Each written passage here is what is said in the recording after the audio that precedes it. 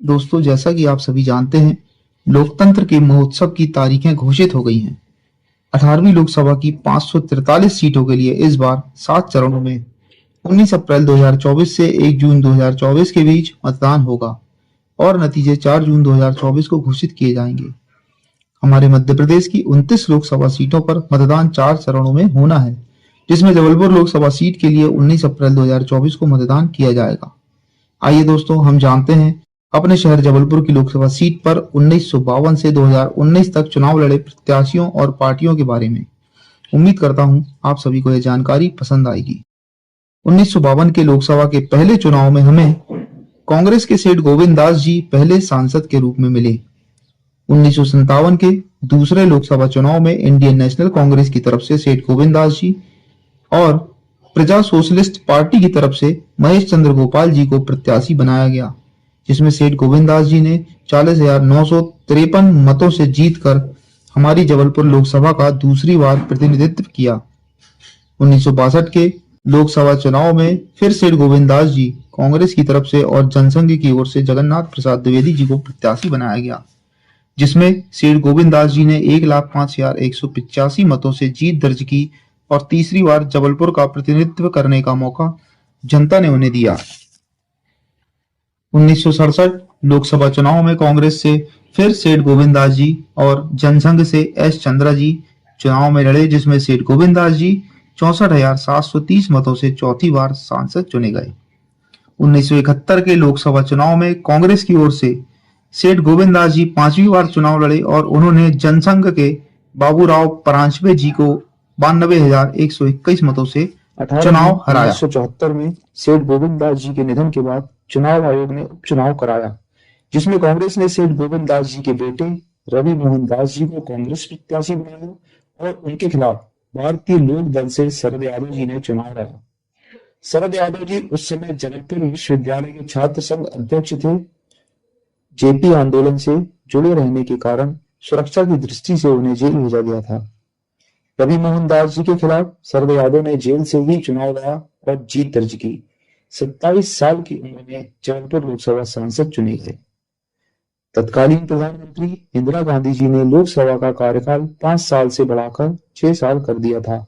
उसके बाद 6वीं लोकसभा का चुनाव 1977 में कराया गया, जिसमें जनता पार्टी की ओर से शरद यादव और कांग्रेस से जगदीश नारायण अवस्थी ने चुनाव लड़ा, जिसमें शरद यादव जी ने 75,891 मतों से चुनाव जीतकर दूसरी बार लोकसभा पहुंचे।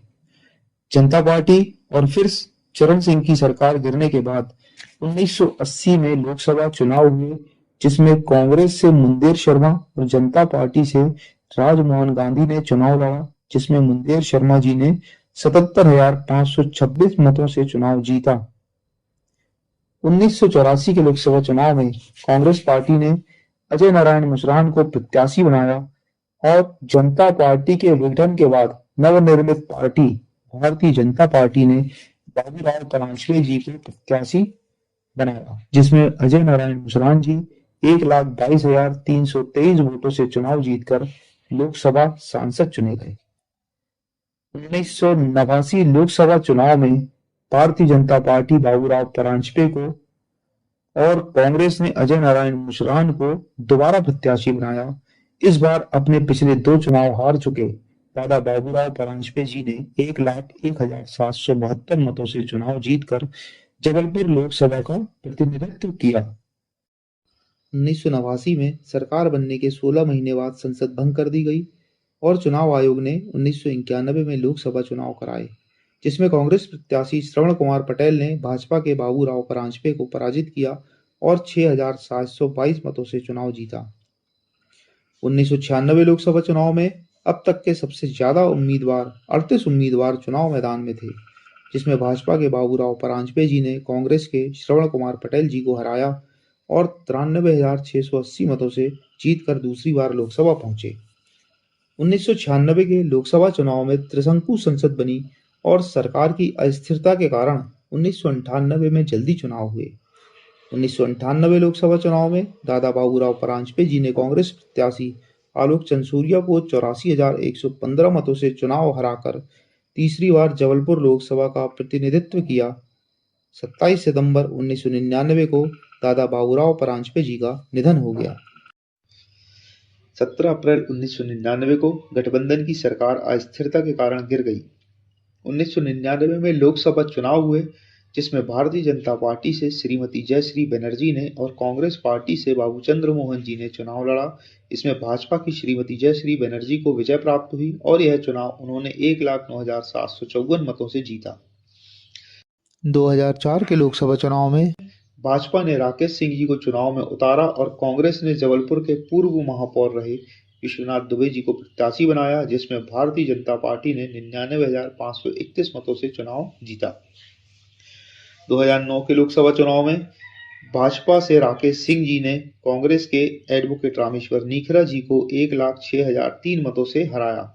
2014 के लोकसभा चुनाव में जहां भाजपा ने वर्तमान सांसद को पुनः मैदान में उतारा और कांग्रेस ने एडवोकेट विवेक कृष्ण तनखा जी को प्रत्याशी बनाया, जिसमें भाजपा से राकेश सिंह जी ने 2,08,639 मतों से चुनाव जीता।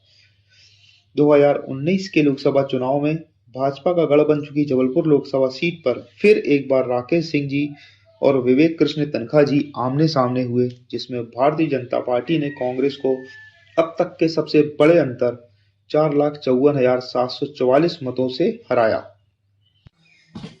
दोस्तों, अब आते हैं लोकसभा चुनाव 2024 पर, जहां भारतीय जनता पार्टी ने आशीष दुबे जी को अपना प्रत्याशी घोषित किया है। वहीं कांग्रेस ने प्रत्याशी घोषित करने में जबलपुर की जनता को बहुत इंतजार करवाया। कांग्रेस ने जबलपुर सीट पर पूर्व कांग्रेस नगर अध्यक्ष रहे दिनेश यादव जी को अपना प्रत्याशी बनाया है। द जबलपुर चैनल की तरफ से दोनों प्रत्याशियों को बहुत बहुत शुभकामनाएं। दोस्तों, प्रशासन और चुनाव आयोग ज़्यादा से ज़्यादा मतदान हो, इसके लिए प्रयासरत है। आइए हम सभी मतदाता अपने अधिकार का प्रयोग अनिवार्य रूप से करें और ज़्यादा से ज़्यादा लोगों को मतदान करने के लिए प्रेरित करें। लोकतंत्र महोत्सव की आप सभी को ढेर सारी शुभकामनाएं।